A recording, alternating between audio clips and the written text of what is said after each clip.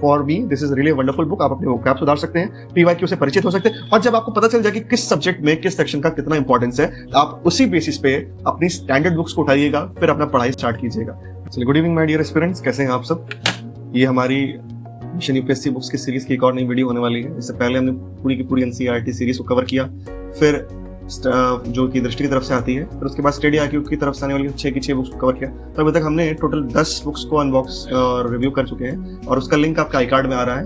आप 1 by 1 उनको देख सकते हैं और अपनी अंडरस्टैंडिंग बना सकते हैं। आज हमारे पास जो बुक आई हुई है, this is one of the most important book for civil service aspirant, और हर किसी सिविल सर्विस एस्पिरेंट के बाद ये बुक होनी ही चाहिए। This is a must have book, इसका कोई दो राय नहीं कि हो या ना हो, आपके पास बिल्कुल होनी चाहिए। चलिए क्विकली इसकी अनबॉक्सिंग को हम देख लेते हैं।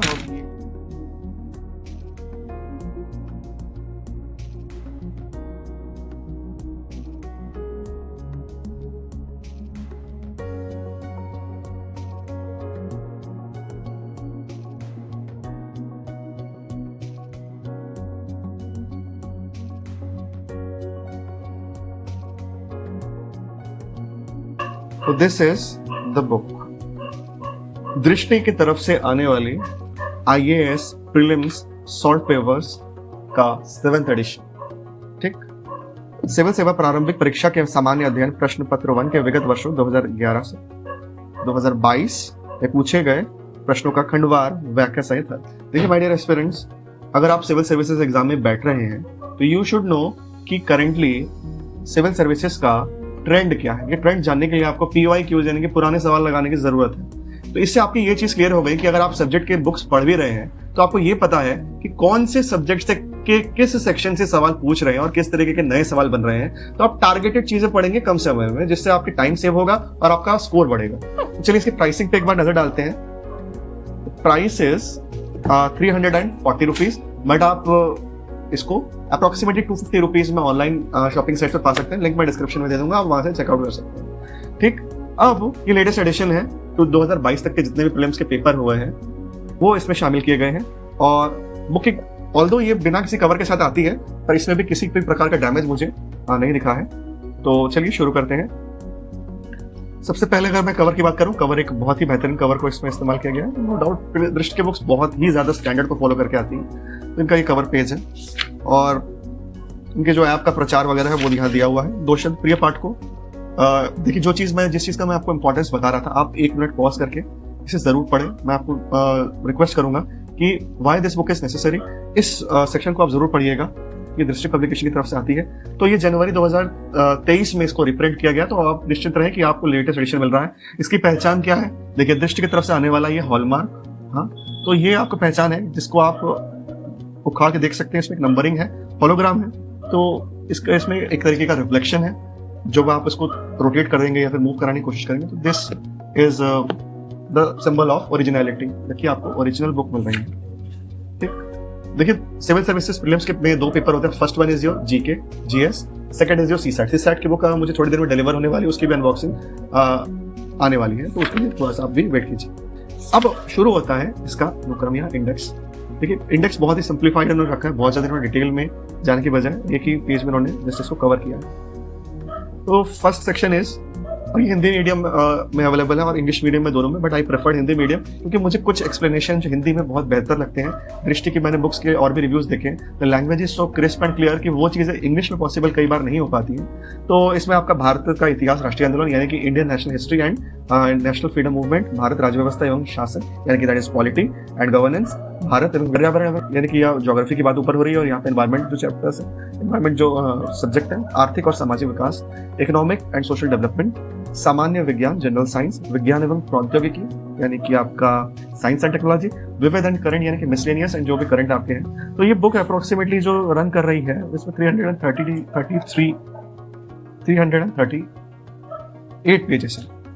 चलिए देखते हैं, अगर मैं इसको कोशिश करता हूँ तो हाँ, इस बुक के अंदर 338 पेज ही दिए गए हुए हैं, और बाकी जो एंड है इसमें इन्होंने अपने प्रचार दिया हुआ है, और काफी जो यूजफुल बुक्स हैं वो इसके आउटर पैकेजिंग में दिए हुए हैं। तो ये इनके क्विक बुक्स का है, ये इनकी NCERT सीरीज है। ये अगर आपको स्पेसिफिकली इनकी निबंध के बारे में अगर आप जानना चाहते हैं, और अगर आप चाहते हैं कि मैं निबंध की बुक का भी अनबॉक्सिंग करूं, तो प्लीज कमेंट में टाइप कीजिएगा अनबॉक्स निबंध दृष्टि बुक, तो मैं उसकी भी अनबॉक्सिंग आपके रिक्वेस्ट में बिल्कुल करूँगा। चलिए अब थोड़ा सा इनर कंटेंट पे नजर डालते हैं। पेज की क्वालिटी एज यूजुअल बहुत ही फाइन क्वालिटी इन्होंने रखी है, ठीक। तो भारतीय इतिहास एवं राष्ट्रीय आंदोलन, तो देखिए ये एक सेक्शन शुरू हो रहा है जिसमें कला एवं संस्कृति यानी कि या कला यानी कि आर्ट एंड कल्चर से क्या सवाल बना है, हिस्ट्री से, ठीक। तो वो देखिए यहाँ पे पूछा गया 2022 में क्या सवाल बना था। तो दिस इज द क्वेश्चन कि अशोक के प्रमुख शिलालेखों के स्थान, वह स्थान जिस राज्य में, साइट्स के बारे में एक चीज दी गई है आर्ट एंड आर्किटेक्चर के रिलेटेड व्याख्या। एक एक क्वेश्चन का पूरा के पूरे 1 2 3 4 5 6 पैराग्राफ्स में एक क्वेश्चन का इन्होंने आंसर दिया। इतना विस्तृत व्याख्या एक्चुअली मैं इंग्लिश मीडियम से होकर भी नहीं समझ पाता हूँ कई बार, बट मुझे हिंदी की जो एक्सप्लेनेशंस होते हैं, आई रियली लव व्हाट दृष्टि राइट्स एज एन एक्सप्लेनेशन। मेरी हिंदी भी इससे इंप्रूव होती है। जो इंटरव्यू होते हैं वो कई बार बायलैंग्वेज होते हैं, तो आपकी वोकैब बहुत अच्छी होती है। दृष्टि बुक्स पढ़ के हिंदी के वोकैब सबके बहुत अच्छे हो जाते हैं। आपकी एक बहुत ही टेम्परामेंट जो एक सिविल एस्पिरेंट का होना चाहिए, वो एक वोकैब आपका डेवलप होता है। चलिए क्वेश्चन नंबर 2, इस क्वेश्चन को दिया इन्होंने। सबसे अच्छी चीज इस बुक की ये मैं कहूंगा कि जो भी आंसर्स है वो जस्ट उसके नीचे दिए हुए हैं, वरना कुछ पब्लिकेशंस होती है कि सवाल दे देंगे फिर उसके पीछे आप आंसर ढूंढते रहिए और आपका बहुत ज्यादा टाइम एंड एफर्ट वेस्ट होता है कि आपके पास टाइमली इंफॉर्मेशन ना मिले, ठीक। चलिए इसके बाद हम आते हैं फिर 2021 में क्या सवाल आया था। तो प्राचीन भारत के इतिहास के संदर्भ में भवभूति, हस्ती, मल तथा शिमेश्वर क्यों प्रसिद्ध थे, राइट।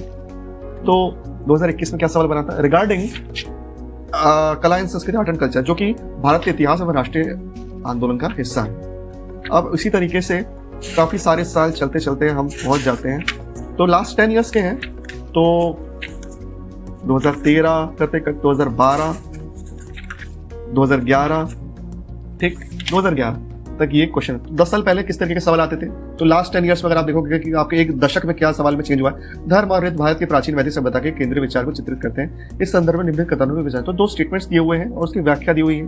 तो जो अभी जो सवाल आ रहे हैं उनकी व्याख्या ज्यादा है, जो पुराने सवालों की व्याख्या छोटी हुआ करती थी। यानी कि आप समझ सकते हैं कि जो क्वेश्चंस का लेवल हुआ है वो बड़ा है ओवर 10 ईयर, 10 साल के अंदर क्वेश्चन का लेवल काफी बड़ा है। अगला सेक्शन देखिएगा, वो शुरू होता है प्राचीन भारत।